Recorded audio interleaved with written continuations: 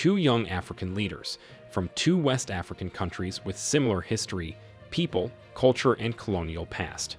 Ibrahim Traore of Burkina Faso and newly elected Bassirou Diomaye Faye of Senegal are dynamic Pan-Africanist leaders who have similar visions for their countries in Africa. In this video, we are going to look at how Ibrahim Traore and Bassirou Diomaye Faye are planning to work together for the good and sovereignty of their people. Before we continue, make sure you like this video and subscribe to the New Tourist channel to get all updates on Bassirou Diomaye Faye and Ibrahim Traore. Also, let us know in the comments that you want Senegal's new president to work closely with Ibrahim Traore. In recent years, former French colonies, especially in Western Africa, have been rising against French oppression, exploitation, and parasitic policies. These uprisings resulted from coups spearheaded by revolutionary leaders who have the interests of their people. We have seen Ibrahim Traore from Burkina Faso, Assimi Goïta from Mali, Mamadi Doumbouya from Guinea, and Abdelrahmane Chiani from Niger. The most recent actor is Senegal's newly democratically elected 44-year-old Pan-Africanist president, Bassirou Diomaye Faye, who was sworn into office early last week. Faye's rise to the presidency was a rough one. He went from tax inspector to political prisoner, then to the Senegalese presidency, where he has taken a sovereign stance and chosen to put the people of Senegal first. Captain Ibrahim Traore, head of Burkina Faso, sent his congratulations to Mr. Bassirou Diomaye Faye, hailing him as the symbol of a new era for an uninhibited, free, and sovereign Africa. This statement comes after the swearing-in of Bassirou Diomaye Faye as the fifth president of the Republic of Senegal, an event which marked the start of a new era for the country. In his remarks, Captain Ibrahim Traore expresses his admiration for the newly inaugurated president, considering him as a catalyst for change for an entire continent. By calling it a symbol of an uninhibited, free, and sovereign Africa, Traore highlights the importance of strong and visionary leadership for the emancipation and progress of Africa. Furthermore, by declaring his willingness to cooperate with Bassirou Diomaye Faye for the renovation of sub-regional and international cooperation, the head of the Burkinabe military regime displays his commitment to constructive collaboration between African nations, essential to advance common interests, and address regional and global challenges. This declaration highlights the importance of inter-African relations and regional cooperation in promoting peace, stability, and development on the continent. It also highlights the crucial role that Africa's new leaders can play in transforming their countries and the region as a whole. Ibrahim Traore's words reflect the hope and optimism for a better future for Africa, embodied by the presidency of Bassirou Diomaye Faye. They demonstrate the desire for cooperation and partnership between African nations to address common challenges and realize the full potential of the continent. Acclaimed as Senegal's Messiah, Faye has promised to lead Senegal to sovereignty and liberate the country from Western oppression and exploitation.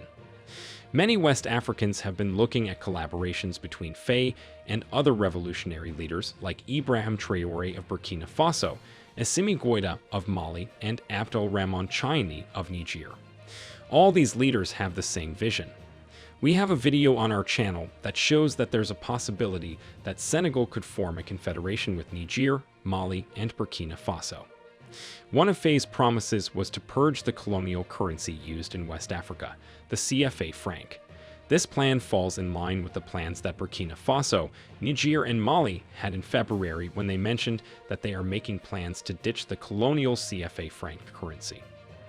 Footage purporting to show President Faye has been widely shared across social media, with captions claiming he has told France to leave us alone. In the video, a man speaking in English says, "It is high time for France to lift its knee off our neck and put an end to this unjust oppression. Centuries of misery, human trafficking, colonization, and neocolonization have caused immeasurable suffering. It's time to put an end to this cycle of oppression. It's high time for France to leave us alone." We have seen videos in the past where Ibrahim Traore has uttered similar words since taking power. One of his speeches that stands out is his submission during the Russia-Africa Summit in St. Petersburg last year. Now, let us look at one peculiar area where these two leaders could have much to work on: The colonial currency, the CFA franc. At no point in history has the CFA franc, the colonial currency used in West and Central African countries belonging to the franc zone, been closer to its demise. Senegal under outgoing President Macky Sall was a pillar of the long-standing French attempt to remain influential among its former colonies named Francafrique. Now newly elected Faye, under the moniker of left Pan-Africanism, has vowed to make his country more sovereign in food, energy, and finance. Never before have four West African governments, including one of the regional leaders, Senegal, been simultaneously eager and ready to get out of the neo-colonial stranglehold of the CFA franc. Historically, serious attempts at leaving the CFA franc since its inception in 1948 have been sabotaged by France. For example, Guinea was flooded by counterfeit banknotes when it left the CFA franc in the 1960s. Mali was put under pressure to rejoin the CFA franc after its departure in 1967. It returned into the fold in 1984. In 2011, Ivorian President Laurent Gbagbo, who had been considering pulling out of the CFA franc, was made to step down after controversial elections with the help of a military intervention force. He was then sent to the International Criminal Court before being acquitted 10 years later. France went further in 2011, a case countries wanting to make the next attempt at leaving the CFA franc should be cognizant of. It used its seat on the Central Bank of West African states' decision-making bodies to block Ivory Coast from being refinanced by the bank. Leaving the CFA franc has thus historically come with a high risk of French sabotage. But the constellation of forces has shifted and West African governments can better prepare this time.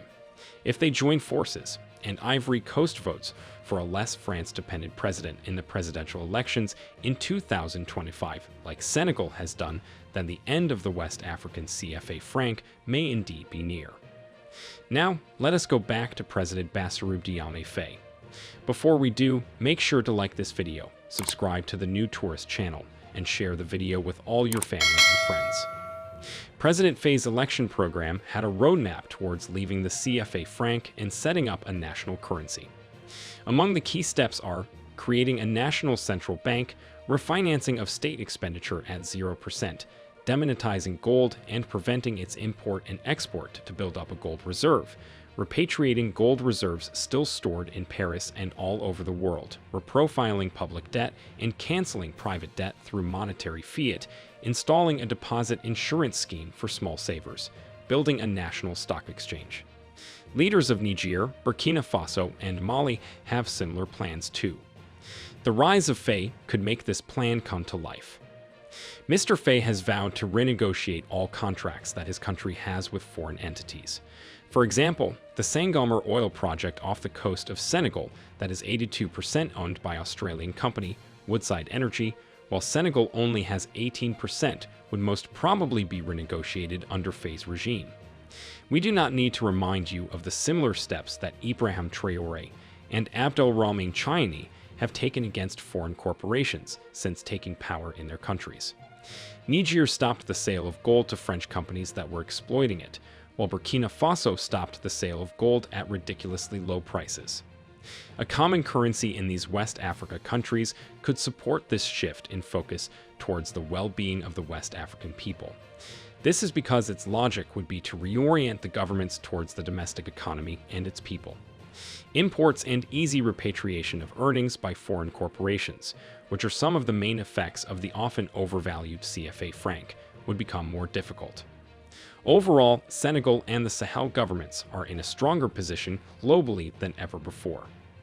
The African continent is seen as essential to ensure the energy transition in Europe, as well as its diversification of oil and gas supply. And Western military, diplomatic, and trade hegemony on the continent is being challenged by China and Russia, as well as Iran, the United Arab Emirates, Qatar, and Turkey. If Senegal and the Sahel governments position the end of the CFA franc well in their overall negotiations with their international partners, as well as their domestic capitalist class and opposing political forces, its end may indeed be near. That will not be the end of the long road towards food, energy, and overall economic sovereignty to the benefit of the people. But it will be an important symbolic and material victory, against post-colonial interference and meddling. The colonial CFA franc has outlived its usefulness for today's left Pan-Africanism. Organizing the end of neo-colonialism is a sizable challenge, but for the first time in decades, is one that can be confronted head-on. Indeed, Africans have had enough. Should Ibrahim Traore and Bassirou Diomaye Faye work close together? Let us know what you think in the comments. Also, do not forget to subscribe to the New Tourist channel for more updates on Africa.